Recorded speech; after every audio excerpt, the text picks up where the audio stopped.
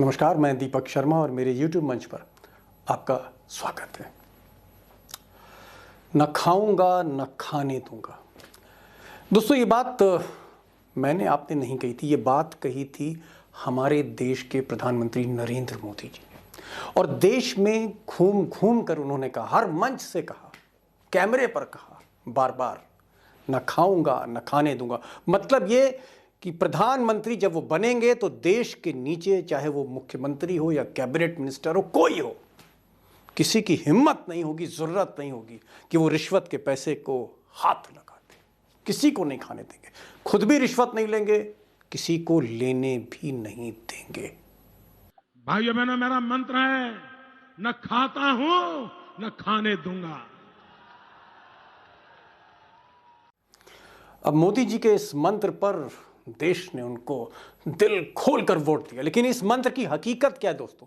हकीकत आज ये है कि जो सरकार मोदी जी ने तोड़ फोड़ करके ईडी की मदद से महाराष्ट्र में बनाई और जिसका मुख्यमंत्री उन्होंने एकनाथ शिंदे को बनाया, जिसका उप मुख्यमंत्री डिप्टी सीएम देवेंद्र फडणवीस को बनाया, उनके मुख्यमंत्री पर, सरकार पर मोदी ने जो सरकार बनाई, लगातार रोज रोज भ्रष्टाचार के गंभीर आरोप लग रहे हैं। और फिर एक नया आरोप लगा है, और शिंदे पर आरोप यह लगा है कि उन्होंने नागपुर में सरकारी ट्रस्ट की जमीन जो गरीबों के लिए थी, कौड़ियों के भाव रसूखदार लोगों को बेच दी। और हालत यह है कि जब यह आरोप लगा, महाराष्ट्र में सदन नहीं चल पाया, तब फडणवीस ने बजाय इस गंभीर आरोप पर कार्रवाई करने की जगह, उसका संज्ञान लेने की जगह, उल्टा कीचड़ ठाकरे परिवार पर उछाल दिया।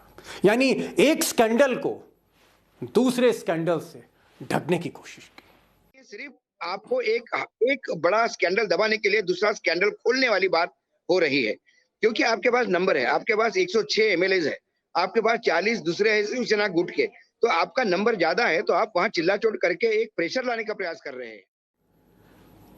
अब दोस्तों, जो हमारे देश का सबसे कमाऊ राज्य है, जिसकी जीडीपी हाईएस्ट है इस देश में, महाराष्ट्र की, वहां के मुख्यमंत्री पर भ्रष्टाचार के गंभीर आरोप हैं। वहां पर सदन नहीं चल रहा, विधानसभा में हंगामा हो रहा है, और इतनी बड़ी खबर भ्रष्टाचार की, गोदी मीडिया में एक लाइन नहीं दिखाई जा रही। और आज मैं इसी भ्रष्टाचार से पर्दा उठाने जा रहा हूं और ग्राउंड रिपोर्ट भी आपके सामने रखूंगा। जमीनी हकीकत क्या है? दूध का दूध, पानी का पानी होगा।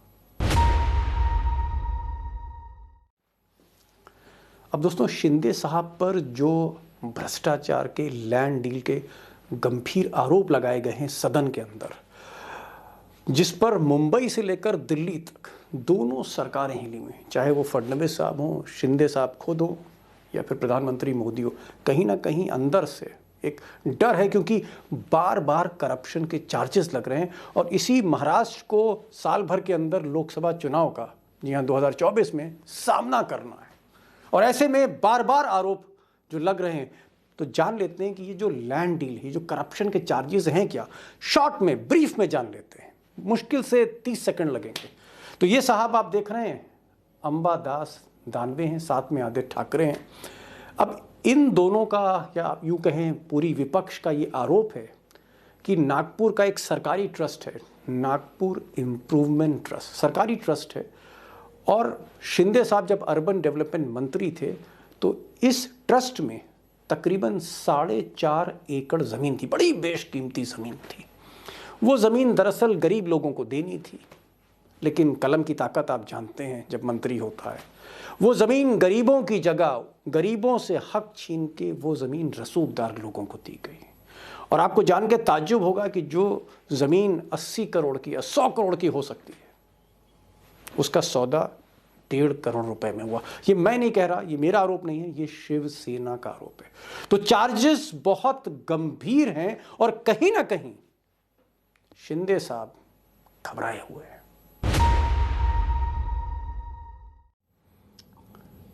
अब दोस्तों, मुख्यमंत्री पर इतना गंभीर आरोप लग जाए तो सोचिए सरकार की क्या हालत होगी। और बजाय इस आरोप का, ये जो तीर लगे हैं, छाती पर महाराष्ट्र सरकार की। उस तीर का जवाब देने की जगह, उस आरोपों का जवाब देने की जगह, उसका संज्ञान लेने की जगह, उसका नोटिस लेने की जगह फडणवीस साहब ने मास्टर स्ट्रोक कर दिया। उन्होंने बजाय लैंड डील पर बात करने के, बजाय करप्शन पे बात करने के, बजाय शिंदे साहब पर बात करने या जवाब देने की जगह, फडणवीस साहब जो होम मिनिस्टर भी हैं और ऐसा कहते हैं कि महाराष्ट्र सरकार वही चलाते हैं, उन्होंने एक नया दांव खेला। उन्होंने शिंदे को किनारे कर दिया और आदित्य ठाकरे से जुड़ी एक पुरानी फाइल खोल दी, या यूं कहें एक झूठी फाइल खोल दी। और ये मामला है सुशांत राजपूत का। और आज उन्होंने सदन में कहा कि सुशांत राजपूत की जो मैनेजर थी दिशा सालियान, या ये जो आपको महिला दिख रही दिशा सालियान मैनेजर थी सुशांत राजपूत की, और सुशांत राजपूत की डेथ से पहले करीबन 8 दिन पहले इनकी डेथ हुई थी बहुत रहस्यमय परिस्थितियों में। उसमें आदित्य ठाकरे का नाम उछाला था बीजेपी के नेताओं ने, खासकर नीतीश राणे ने उछाला था, जो नारायण राणे के बेटे हैं, और भी कई लोगों ने कहा था। तो आज वो पुराना मामला जिसका पटापेक्ष हो चुका है, जो मामला बंद हो चुका है, जिसमें आदित्य ठाकरे का कोई लिंकेजेस नहीं है, उसी मामले को फडणवीस साहब ने उठा दिया और कहा कि हम इस मामले में दोबारा इन्वेस्टिगेशन करेंगे और आदित्य ठाकरे का नार्को टेस्ट होगा। तो आरोप तो लगा था शिंदे पे, मुख्यमंत्री पे, और तीर चला आदित्य ठाकरे पे। ये हालत है उस सरकार की जिसका प्रधानमंत्री कहता है न खाऊंगा न खाने दूंगा। दिशा सालियान केस ही कधीच सीबीआयकडे गेलेली नाही। सुशांत सिंग राजपूत केस ही सीबीआयकडे गेलेली आहे। सीबीआयला ज्यावेळेस विचारलं दिशा सालियानच्या संदर्भात, त्यावेळेस त्यांनी सांगितलं आमच्याकडे केस नाही, आम्ही त्याचं इन्व्हेस्टिगेशन करत नाहीये, आम्ही केलेलं नाहीये। त्यामुळे त्या संदर्भातला सीबीआयचा कुठलाही क्लोजर रिपोर्ट नाहीये। सीबीआयच्याकडे सुशांत सिंग राजपूत ही केस आहे। तो दोस्तों, अब ये दिशा सालियान का मामला भी समझ लेते हैं। इससे पहले कि हम खुलासा करें, आप टाइगर को सुने, अनुराग चतुर्वेदी जी को सुने, जो बहुत कुछ बताने जा रहे हैं, कई परतें हटाने जा रहे हैं रहस्य की, और कहीं ना कहीं शिंदे और फडणवीस इनका जो खेल है उससे पर्दा मैं हटाऊंगा। लेकिन ये दिशा सालियान का मामला भी जान लेते हैं। आपको तस्वीर याद आ रही होगी सुशांत राजपूत की, दिशा सालियान की। बड़ा मामला उठा था, निकला कुछ नहीं था इसमें। सारी एजेंसियों ने इन्वेस्टिगेट किया, सीबीआई ने, ईडी ने, नार्कोटिक्स कंट्रोल ब्यूरो भी लग गई, मुंबई पुलिस लग गई। कुछ मामला समझ में नहीं आया कि उसके अंदर कोई मर्डर जैसी चीज़ थी।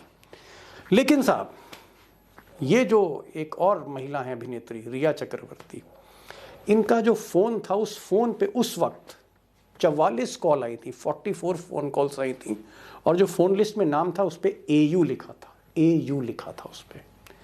अब शिंदे गुट के लोगों का कहना है, सांसदों का कहना है कि इस AU का मतलब है आदित्य उद्धव ठाकरे। हालांकि जब पुलिस ने जांच करी तो ये पाया कि साहब ये AU कौन है। इस AU का नाम है अनन्या उदास, AU अनन्या से AU से उदास, और ये रिया चक्रवर्ती की फ्रेंड थी। इसने फ़ोन किए थे, इसका कोई लेना देना आदित्य ठाकरे से नहीं था। लेकिन चूंकि इल्ज़ाम, तोहमतें, गंभीर आरोप वो शिंदे साहब पे लगे हैं, तो शिंदे साहब के जो आरोप हैं उनको दबाने के लिए, दफन करने के लिए पुरानी फाइल फिर से खोल दी गई है। और ये कहा जा रहा है कि साहब अब एक SIT बनेगी, स्पेशल इन्वेस्टिगेशन टीम बनेगी, और वो दिशा सालियान के मामले को खोजेगी। और उसमें दरअसल फडणवीस चाहते हैं कि जो AU का जो मतलब है फिर से बताया जाए। कुल मिलाकर साजिश जो मुझे लगती है वो ये है कि आदित्य ठाकरे को कहीं ना कहीं ब्लैकमेल करो, प्रेशर में लाओ, दबाव डालो, और जो आरोप शिंदे के लगे उसको दबा दो। अब क्योंकि साहब सरकार का मामला है, महाराष्ट्र सरकार और फिर दिल्ली सरकार, डबल इंजन की सरकार, तो गोदी मीडिया तो इस पर कुछ ज़्यादा बोल नहीं रही है। और अर्नब गोस्वामी जो हैं वो सिर्फ और सिर्फ सुशांत राजपूत की बात कर रहे हैं, वो सिर्फ आदित्य ठाकरे की बात कर रहे हैं। उनकी पुरानी अदावत है जो उनको कहीं ना कहीं उससे एक मौका उनको मिला है। लेकिन मैं महाराष्ट्र के 2 बड़े एक्सपर्ट पत्रकार, संपादक, अनुराग चतुर्वेदी 40 साल का, 40 बरस का एक्सपीरियंस महाराष्ट्र पॉलिटिक्स का, और टाइगर अशोक वानखेड़े को तो आप जानते हैं कि जब बोलते हैं तो फिर लोग वाकई सुनते हैं और सरकारें हिलती हैं। इन दोनों से मैंने बात करी, अंदर तक जाने की कोशिश करी कि आदित्य ठाकरे का कितना कसूर है और शिंदे पर जो आरोप हैं कितने गंभीर हैं और क्या सरकार वाकई फंस गई है। चलिए पूछते हैं दोनों से। वानखेड़े साहब, ये जो मामला है जहां पर एकनाथ शिंदे पर भ्रष्टाचार के गंभीर आरोप हैं, कौड़ियों के दाम सरकारी जमीन ट्रस्ट की बेच दी, अब वो जब मामला उठाया गया तो एक पुराना मामला खोल दिया, सुशांत राजपूत वाला, और आदित्य ठाकरे को घेरने की कोशिश है। ये आपको साजिश लगती है या ये आपको बदले की भावना की राजनीति लगती है? क्या वाकई इस वक्त फडणवीस और शिंदे सरकार बेहद दबाव में है? देखिए, दबाव में तो है, सरकार दबाव में इसलिए है, ये जो भ्रष्टाचार के आरोप लगे हैं, ये आरोप विपक्ष नहीं लगा रहा है। मुंबई हाईकोर्ट के बेंच ने एमएस क्यूरी से जो पूछा, जो न्याय मित्र होते हैं, उन्होंने ये कहा कि जब मामला सब जुडिस है, कोर्ट में है पेंडिंग, तो ऐसे में यदि वो प्लॉट का आवंटन 16 प्लॉट का आवंटन करते हैं तो कहीं ना कहीं ये गलत है, ये इलीगल है, गैर कानूनी है, ये आरोप लगे हैं। देवेंद्र फडणवीस ये जो सियासत कर रहे हैं, पुरानी फाइल खोल रहे हैं, इसका मकसद क्या है? क्या शिंदे को बचाना? शिंदे कहीं ना कहीं ये सिर्फ आपको एक बड़ा स्कैंडल दबाने के लिए दूसरा स्कैंडल खोलने वाली बात हो रही है, क्योंकि आपके पास नंबर है, आपके पास 106 एमएलए है, आपके पास 40 दूसरे हैं शिवसेना गुट के, तो आपका नंबर ज्यादा है, तो आप वहां चिल्ला-चोट करके एक प्रेशर लाने का प्रयास कर रहे हैं। ये टेलीविजन के डिस्कशन या टीआरपी या हेडलाइन बन सकती है, लेकिन वस्तुस्थिति क्या है? वस्तुस्थिति दिशा का जो केस था उसमें क्लोजर रिपोर्ट हो चुकी है, सबने कहा कि वो ऊपर से गिरी है। दिशा के माँ बाप स्वयं हाईकोर्ट गए हैं, उन्होंने कहा कि हमारे बेटी पे बलात्कार हुआ और उसकी हत्या हुई, ये कहकर बार बार हमारे बेटी की बेइज्जती क्यों की जाती है, और उन्होंने नारायण राणे को उसमें पार्टी बनाया है। नारायण राणे वो केस भी झेल रहे हैं। जब एक केस ऑलरेडी नारायण राणे झेल रहे हैं वहां झूठ बोलने का और बदनामी का, ऐसे में वो फिर यदि आदित्य ठाकरे के बारे में आवाज उठाते हैं, तो मुझे लगता है कि कुल मिला के वो भ्रष्टाचार का मामला, क्योंकि इस समय दिशा सालियान के हत्या को लेकर जो रिया चक्रवर्ती और ये ट्रायंगल बनाने का प्रयास कर रहे हैं, उस ट्रायंगल में अभी तक किसी एजेंसी ने या न्यायपालिका के किसी भी कोर्ट ने कभी भी कुछ डाउट नहीं लिया है। लेकिन ये जो 18 प्लॉट का आवंटन है, इसमें तो हाईकोर्ट ने की अनुशंसा पे नोटिस इशू हुए हैं, और हाईकोर्ट ने न्याय मित्र जो होते हैं एमएस क्यूरी, उनको पूछा कि ये क्या मामला है। उन्होंने कहा कि अखबार में जो छपा है उससे तो लगता है कि न्यायपालिका में दखल है। जब न्यायालय के सामने कोई मामला विचाराधीन है या केस चल रहा है, मामला सब जुडिस है, ऐसे में कोई मंत्री आवंटन कैसा कर सकता है? और ये आवंटन हुआ है 18 प्लॉट का। मैं यहाँ पर ये सरकार को जवाब देना है कि 18 आवंटन किस तहत किया, तो इसमें कोर्ट की अवमानना कैसी नहीं हुई, इसका जवाब देना होगा, और कोर्ट ये तय करेगा कि ये उन्होंने दिया हुआ जवाब सही है या गलत है। लेकिन ये जो हास्यास्पद है कि नारकोटिक्स टेस्ट की मांग कर रहे हैं, तो फिर मुझे लगता है नारकोटिक टेस्ट की जरूरत तो नारायण राणे जी को है और उनके बेटे को है, क्योंकि वो लगातार आरोप लगा रहे हैं कि कभी ड्रग लेने के आरोप, कभी मर्डर केस के आरोप, कभी कहते हैं कि मुझे इसके बारे में मालूम है, कभी मुझे इसके बारे में मालूम है। ये तमाम इन्वेस्टिगेशन एजेंसी जो चला रहे हैं राणे खानदान, उसको नारकोटिक टेस्ट की जरूरत है कि ताकि वो सही कहे कि वाकई उनके पास प्रूफ है कि सिर्फ हवाबाजी कर रहे हैं और बदनाम करने के लिए कर रहे हैं। जी, मैं 1 मिनट में आ रहा हूं। मैं अनुराग जी से एक कर रहा हूं, फिर आपके पास आता हूं। अनुराग जी, आपको क्या लग रहा है कि सारी की सारी एक्सरसाइज जो देवेंद्र फडणवीस कर रहे हैं वो एकनाथ शिंदे को भ्रष्टाचार के आरोप से बचाने के लिए हो रही है? बिल्कुल, क्योंकि एकनाथ शिंदे जब ये आवंटन हुआ तब उस समय अर्बन डेवलपमेंट मंत्री थे और ये महाविकास अघाड़ी के समय में ही किया गया था। तो सबसे बड़ी बात यह है कि एकनाथ शिंदे की सरकार को अगर आप देखेंगे तो अभी वो केवल 2 ही काम करती है, या तो ट्रांसफर करती है या टेंडर का आवंटन करती है। यह महाभ्रष्ट सरकार है, क्योंकि इसकी जो उगाई है वो दिन रात इतनी बढ़ रही है कि महाराष्ट्र के लोग त्राही त्राही कर चुके हैं, क्योंकि अभी कोई सरकार नहीं चल रही है। अभी केवल खंडनी जिसको कहा जाता है वो हो रही है, और ये ट्रांसफर और टेंडर के आधार पर ये चलने वाली सरकार अब जब नागपुर में शीतकालीन अधिवेशन हो रहा था तो ये फंस गई। जैसे कि अभी हमारे मित्र अशोक जी ने बताया कि ये न्यायालय की टिप्पणियां थी जिनके आधार पर विपक्ष हमलावर बना, और पहली बार अजीत दादा और जयंत पाटिल, नाना पाटोले, ये आक्रामक हुए और शिवसेना, तो उससे बचने के लिए ये मोदी शाह वाली नीति है कि अगर हमारे ऊपर हमला होगा तो हम तुम्हें दूसरी चीज में फंसाना चाहेंगे। लेकिन आज सबसे बड़ी बात यह है कि महाराष्ट्र की सरकार, केंद्र सरकार की कई एजेंसियां इसकी जांच कर चुकी है। ऐसे में एसआईटी बनाना, एसआईटी भी जो आप देख रहे हैं वो ऐसे अफसर लिए गए हैं जो कि खुद कुछ महीनों पहले तक सीबीआई और जो घेरे में थे। यहाँ पे जैसे जो जिसको अभी डीजीपी बनाना चाहते हैं, उनके ऊपर काफी सभी के फोन टेप करने के आरोप है। तो ऐसी स्थिति में राणे परिवार, पुलिस के जो भ्रष्ट अधिकारी हैं और एकनाथ शिंदे, मैं अनुराग जी आपसे मैं विस्तार से इस पर बात करने आ रहा हूँ। मैं एक बार भाव का वर्जन जान लेता हूँ। भाव, आपको क्या लगता है टाइगर कि एकनाथ शिंदे ने अगर इस तरह की जमीनें दी हैं, जिस जमीनों पे गरीबों के घर बनने थे, अगर वो जमीन पैसे वालों को दे दी जा रही है, आपको लगता है कि शिंदे बुरी तरह फंसे और देवेंद्र फडणवीस के पास अब कोई रास्ता नहीं है बचाने के लिए, इसलिए वो इस तरह का हल्कापन कर रहे हैं? देखिए, देवेंद्र फडणवीस जो क्लेरिफिकेशन दे रहे हैं वो विलासराव देशमुख की बात कर रहे हैं कि विलासराव देशमुख ने आवंटन किया था और वो इतिहास बता रहे हैं। वो वर्तमान पे बात नहीं कर रहे हैं, क्योंकि वर्तमान पे बात करेंगे तो एकनाथ शिंदे का भविष्य पे प्रश्न चिन्ह लगते हैं। प्रॉब्लम ये है उनके पास, अभी कोर्ट ये चाहे कोई एसआईटी बिठाए, उसका कोई इंपैक्ट कोर्ट पे नहीं होगा।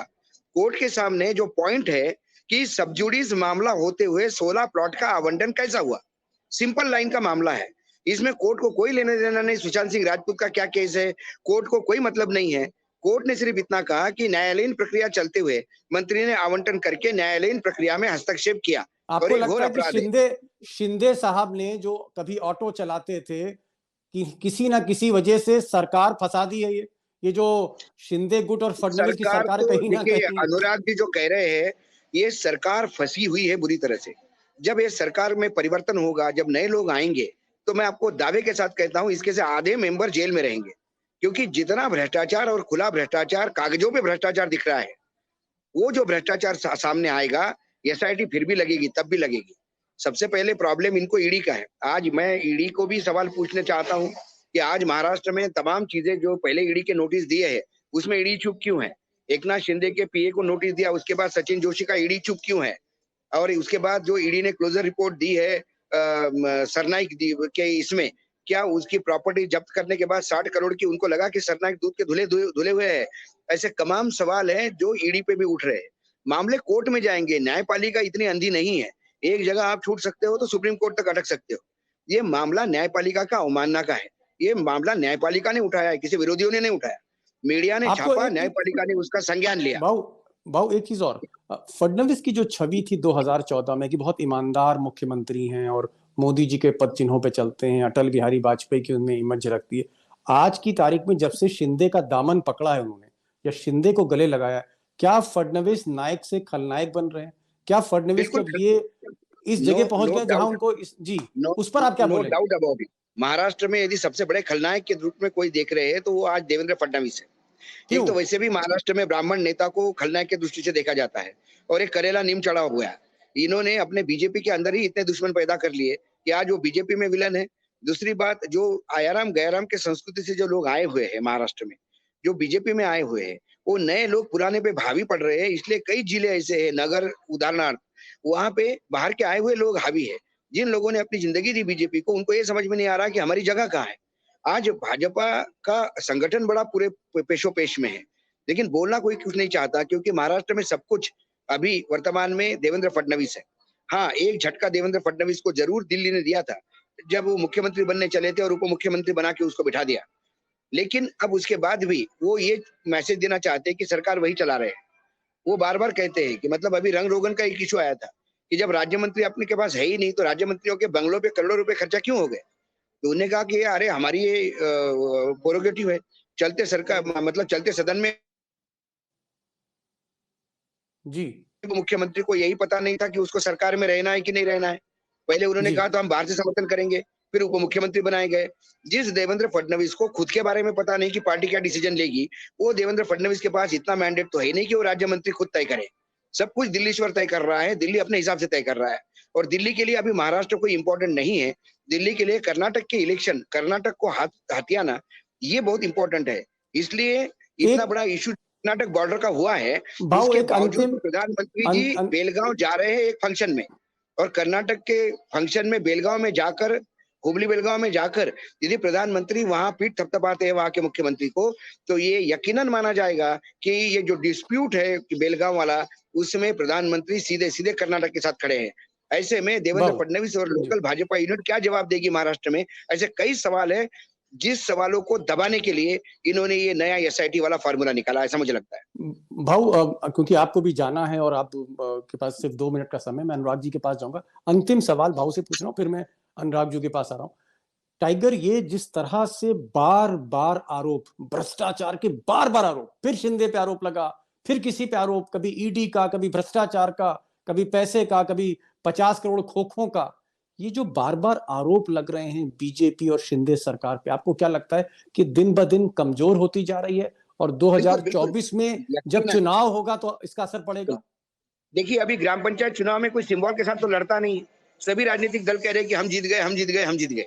सिंबल के साथ चुनाव होंगे तो इनकी औकात तो तब पता पड़ेगी जब अंधेरी ईस्ट में इन्होंने अपना घोषित किया हुआ उम्मीदवार वापस लिया। उससे ही पानी समझ में आ गया कि ये कितने पानी में है। आने वाले समय में नगर निगम के भी चुनाव होंगे, आने वाले समय में एक आध बाई इलेक्शन हो गया तो उसमें पता पड़ जाएगा। 2024 बहुत मुश्किल है, मैं बार बार कह रहा हूँ, क्योंकि जवाब बहुत सारे सवालों के देने हैं, जो सवाल मार्केट में घूम रहे हैं, और जिस सवालों के जवाब कोई नहीं है तो ये बार बार पुरानी सरकारों पे घेरने का प्रयास करते हैं। एकनाथ शिंदे के पास ये जवाब भी नहीं है पुरानी सरकार घेरने का, क्योंकि पुराने सरकार के पापी वो भी रह चुके हैं, यदि पुरानी सरकार पापी है तो, क्योंकि वो पाप में भागीदार वो भी थे, वो भी मंत्री थे, ये भी उनको देखना है। तो अभी ये सरकार बहुत बुरी तरह से फंसी हुई है और लगातार नए नए पेतरे करती है, लेकिन जनता महाराष्ट्र की जानती है। इसीलिए मुझे लगता है कि मीडिया भी ऐसा, बाकी जगह जो गोदी मीडिया है उसमें से बहुत सारा मीडिया महाराष्ट्र में अभी भी थोड़ा बहुत सरोकार रखता है, नहीं तो ये भ्रष्टाचार का जो मामला था 18 प्लॉट वाला, ये बाहर ही नहीं आता। ये मीडिया की रिपोर्ट पे संज्ञान लेते हुए कोर्ट ने आदेश दिए हैं। आपके पास तो बड़ी भीतर तक की जानकारी है। आपको क्या लगता है कि जिस तरह से शिंदे का जो एक्ट था कि उन्होंने जब वो मंत्री थे, अर्बन डेवलपमेंट मंत्री थे, उस वक्त ये प्लॉट उन्होंने कौड़ियों के दाम बेच दिए, या उनके समय में ये सारा खेल हुआ है। आज देवेंद्र फडणवीस एक मुश्किल में आपको देखते हैं? क्या बीजेपी की साख, मोदी जी की साख, अमित शाह की साख, शिंदे ने कहीं ना कहीं उस साख पर ही बट्टा लगा दिया है और इसका खामियाजा भुगतना पड़ेगा 2024 के चुनाव में इस सरकार को, जो मौजूदा सरकार है? मुझे ऐसा लगता है कि ये भारतीय जनता पार्टी की भी एक साजिश है, क्योंकि 3-4 दिन पहले भारतीय जनता पार्टी के अध्यक्ष का ये बयान आया था कि देवेंद्र फडणवीस को मुख्यमंत्री होना चाहिए, उनको उप मुख्यमंत्री नहीं रहना चाहिए। भारतीय जनता पार्टी का अगर आप इतिहास देखेंगे तो वे, उनके साथ जो सहयोगी दल होते हैं, उसकी पीठ पे छुरा मारने में वो सबसे आगे रहते हैं। वो षड्यंत्र करते हैं और धीरे धीरे धीरे उसको इस तरीके से फंसाते हैं कि वो भारतीय जनता पार्टी ये भी दिखाए कि हम तुम्हारे साथ भी हैं, और जो उसकी लॉजिकल परिणति निकलेगी उसमें उसकी छुट्टी भी हो सकती है।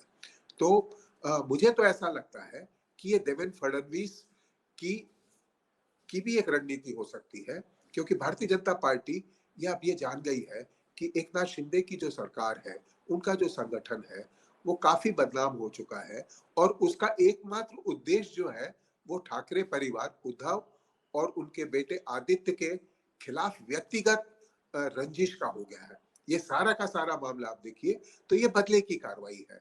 उनका भ्रष्टाचार खुला तो हमारे पास में तुम्हारी कई फाइलें हैं। जैसे पहले ये ब्लैकमेलिंग क्या होती है, राजनीतिक ब्लैकमेलिंग यही है। और उनको इसमें कौन कौन सहयोग कर रहे हैं? जो पहले शिवसेना में रहे हैं। नारायण राणे कोई दूध के धुले आदमी नहीं है, उनका बेटा वो भी कई बार तड़ीपार हो चुका है, उस पर भी कई आरोप है।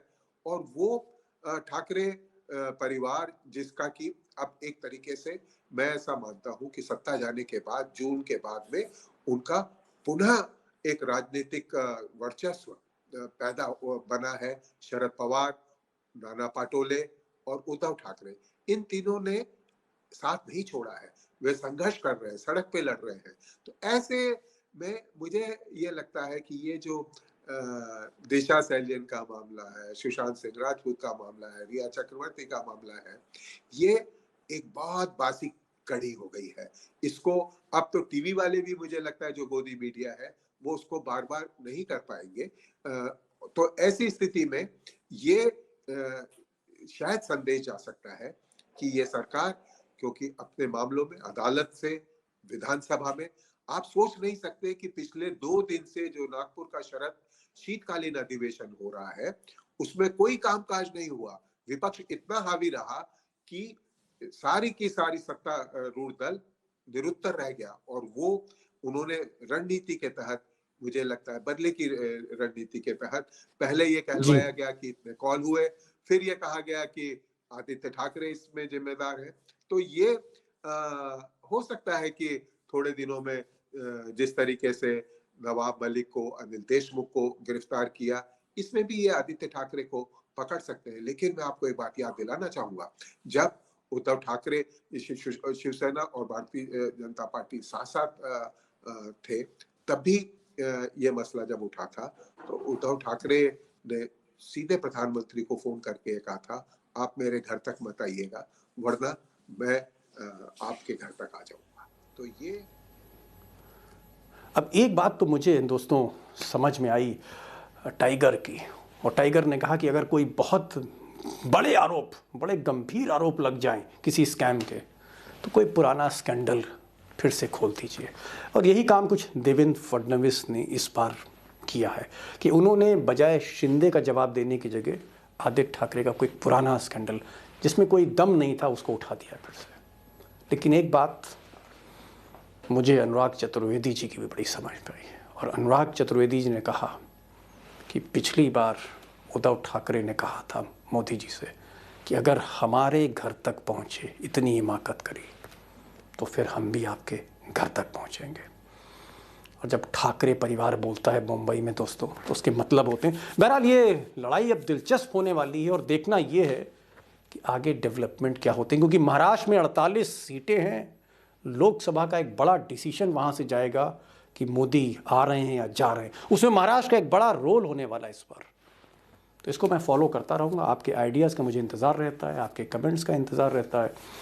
खबर बड़ी है, हिम्मत से, आपके हौसलों से मैंने इसको आपको दिखाई, आप तक पहुंचाई। अब आप इसको थोड़ा शेयर करिए व्हाट्सएप पे, फेसबुक पे, कि लोगों को पता लगे कि पर्दे के पीछे क्या हो रहा है, जिस पर गोदी मीडिया कुछ नहीं बोलती।